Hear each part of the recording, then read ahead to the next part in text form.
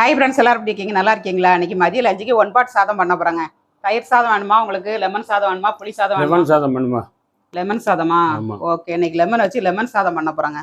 வாங்க வீடியோக்குள்ளே லெமன் சாதம் எப்படி பண்ணுறதுன்னு பார்க்கலாம். இன்னைக்கு ஒன் பாட் சாதம் தான் பண்ண போகிறாங்க. 2 லெமன் எடுத்துருக்கேன். இதை கட் பண்ணி ஜூஸ் எடுத்துக்கலாம். அப்புறமா 2 டம்ளர் அரிசி களைஞ்சி வச்சுருக்கேன்.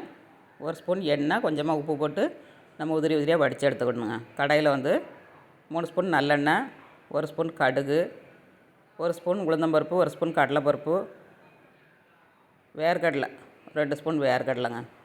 எல்லாம் நல்லா ஃப்ரை பண்ணிவிட்டு இஞ்சி ஒரு துண்டு பொடிசாக கட் பண்ணி போட்டுக்கோங்க. அப்புறமா 2 பச்சை மிளகாங்க. பூண்டை ஒரு 4-5 பல்லு பூண்டை நச்சு போடுங்க. நல்லா வாசனையாக இருக்கும்.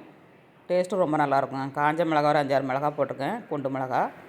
அப்புறமா கருவேப்பிலை தழையும் போட்டு நல்லா வேக விட்ருங்க. வேக விட்டதுக்கப்புறம் 1 ஸ்பூன் பெருங்காயத்தூளுங்க.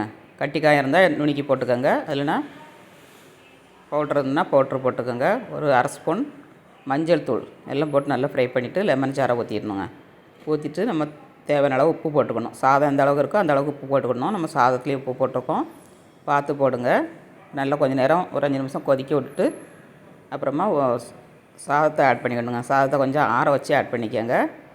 வடிச்சிட்டு நம்ம ஆற வைக்கணுங்க. ஆற வச்சு போட்டிங்கன்னா நல்லா உதிரி உதிரியாக கிடைக்கும். டேஸ்ட் ரொம்ப நல்லாயிருக்கும். நல்லா வேகக்கூடாதுங்க. மொட்டு வேக்காடு வந்தோடனே நம்ம வடிச்சிடணும். வடித்து எடுத்தேன்னா அந்த சாதம் ரொம்ப நல்லாயிருக்குங்க. கோயிலெல்லாம் இந்த மாதிரி தான் பண்ணுவாங்க.